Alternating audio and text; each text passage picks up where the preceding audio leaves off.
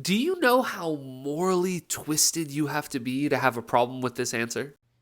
Do you support Israel's right to exist as a Jewish state? I support Israel's right to exist as a state with equal rights. I believe that every Why state... not as a Jewish state? Because I'm not comfortable supporting any state that has a hierarchy of citizenship on the basis of religion or anything else. I think that in the way that we have in this country, equality should be enshrined in every country in the world. That's my...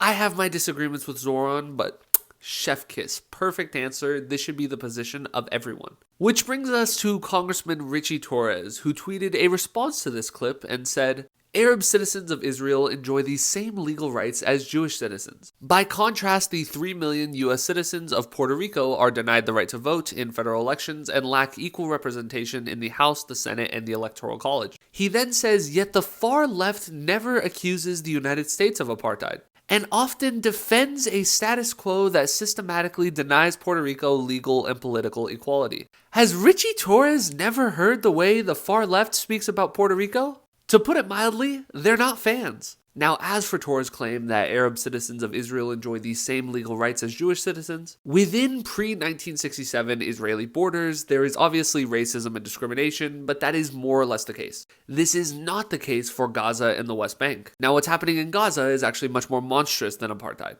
As for the West Bank, Area C specifically, that is apartheid. I think you can also make that case for areas B and A, but with Area C, it is clear-cut. Israel has military and administrative control of Area C. There are hundreds of thousands of Palestinians that live there and hundreds of thousands of Israeli settlers. There is not even remotely equal treatment of those two groups by the Israeli government, despite them having control of that territory. There is effectively segregation in that area. The Palestinians are heavily restricted in their ability to move, their ability to build. The people born in the settler population are able to vote in Israeli elections. That is not the case for Palestinians born in that same area. Richie Torres is being incredibly dishonest by comparing that situation to the status of Puerto Ricans. As Tori mentions, Puerto Ricans are full US citizens. They can freely move to other parts of the United States. If a Puerto Rican moves to New York, which they can freely do, there are no restrictions, they can now vote in US federal elections. Vice versa, if a rich person in New York wants to move to Puerto Rico because they don't want to pay the federal income tax,